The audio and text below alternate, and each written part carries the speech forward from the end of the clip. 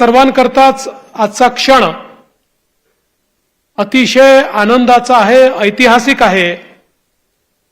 छत्रपती शिवरायांनी ज्या वाघनखांचा उपयोग करत या स्वराज्यावर चालून आलेल्या औरंगजेबाचा सरदार असलेल्या अफजल खानाचा त्या ठिकाणी वध केला होता आणि तो चित्तथरारक प्रसंग पिढ्यानपिढ्या आपण सगळे ऐकत आलो। त्या प्रसंगामधलं जे प्रमुख शस्त्र होतं ते वाघनख, जी अनेक वर्ष त्या ठिकाणी लंडनच्या म्युझियममध्ये होती, ती आपल्या भारतामध्ये या ठिकाणी आली आणि खऱ्या अर्थानं आमची राजधानी असलेल्या साताऱ्यामध्ये वस्तू संग्रहालयामध्ये आता ती आपल्या सर्व भारतीयांना, सर्व शिवप्रेमींना दर्शनाकरता उपलब्ध झाली। मला असं वाटतं यापेक्षा मोठं भाग्य आपलं कुठलंच असू शकत नाही। प्रत्यक्ष छत्रपतींच्या इतिहासाशी जुळण्याची संधी या वाघनखांच्या माध्यमातून आपल्याला मिळाली आहे। मगाशी शिवेंद्र बाबांनी आणि उदयन महाराजांनी देखील विनंती केली की आता याच्यावर विवाद करू नका।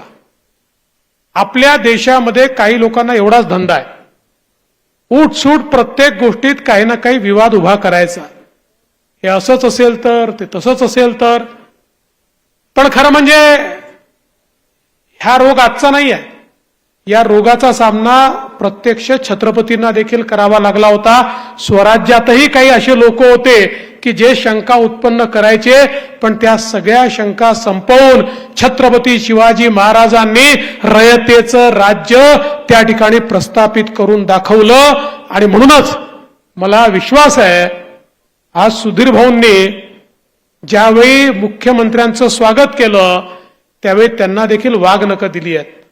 आता कोणाचा कोथळा तर काढायचा नाही आहे, पण काहींच्या बुद्धीवर बुरशी आली आहे, काहींच्या बुद्धीवर जंग चढलाय।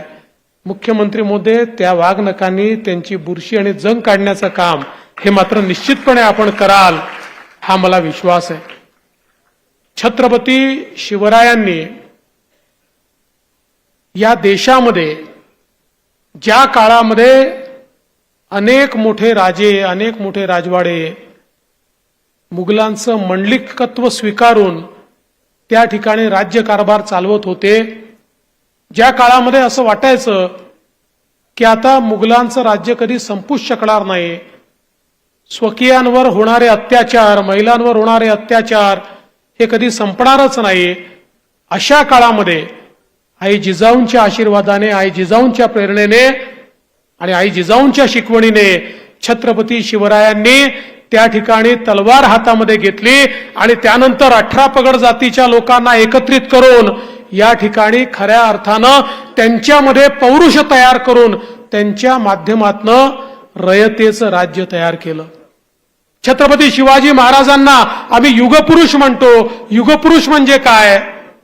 प्रभू श्रीरामांना आपण युगपुरुष म्हणतो कारण जो युग प्रवर्तन करतो तो युगपुरुष असतो। छत्रपती शिवाजी महाराजांनी युग प्रवर्तन केलं। ज्या प्रकारे प्रभू श्रीरामांनी त्या ठिकाणी असुरी शक्तीचा निपात करण्याकरता कुठला चमत्कार केला नाही, तर सामान्य माणसांची सेना, जनावरांची सेना, सामान्य लोकांची सेना तयार केली, त्यांच्यामध्ये विजिगीषू वृत्ती निर्माण केली, त्यांच्या पौरुषाला आव्हान दिलं आणि त्यांना सांगितलं ही शक्ती तुम्हीच त्या ठिकाणी संपवू शकता आणि त्या माध्यमातून रावणरूपी असुरी शक्ती समाप्त केली। म्हणून प्रभू श्रीराम हे युगपुरुष आहेत।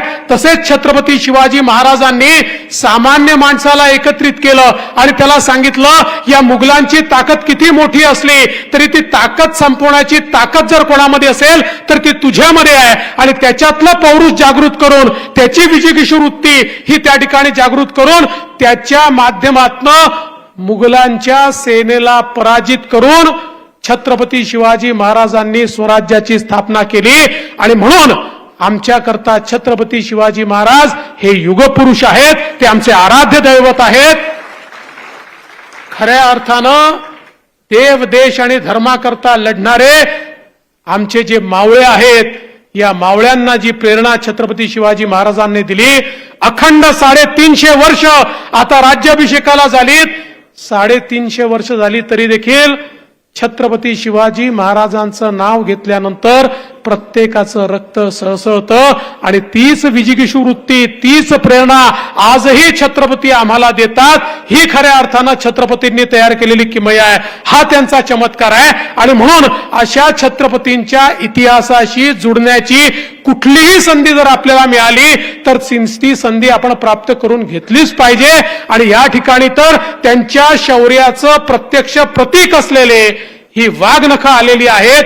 मला विश्वास आहे केवळ साताराच नाही तर महाराष्ट्रातला, देशातला एक एक व्यक्ती ही वाघनखं पाहण्याकरता या ठिकाणी येईल, त्याचं दर्शन घेईल आणि त्यातनं स्वराज्याची प्रेरणा घेऊन निश्चितपणे जाईल.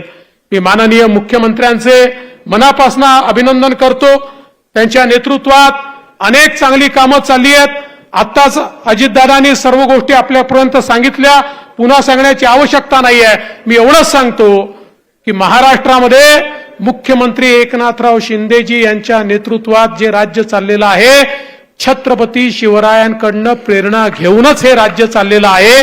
त्यामुळे ज्या प्रकारे छत्रपती शिवरायांनी शेवटच्या माणसाचा विचार केला, ज्या प्रकारे छत्रपती शिवरायांनी 18 पगड जातींना एकत्रित करून स्वराज्याची स्थापना केली, कधी भेदभाव केला नाही, तशाच प्रकारे हे राज्य देखील शेवटच्या माणसाचा त्या ठिकाणी विचार करत प्रत्येकाच्या उत्थानाकरता काम करेल, हा विश्वास मी व्यक्त करतो.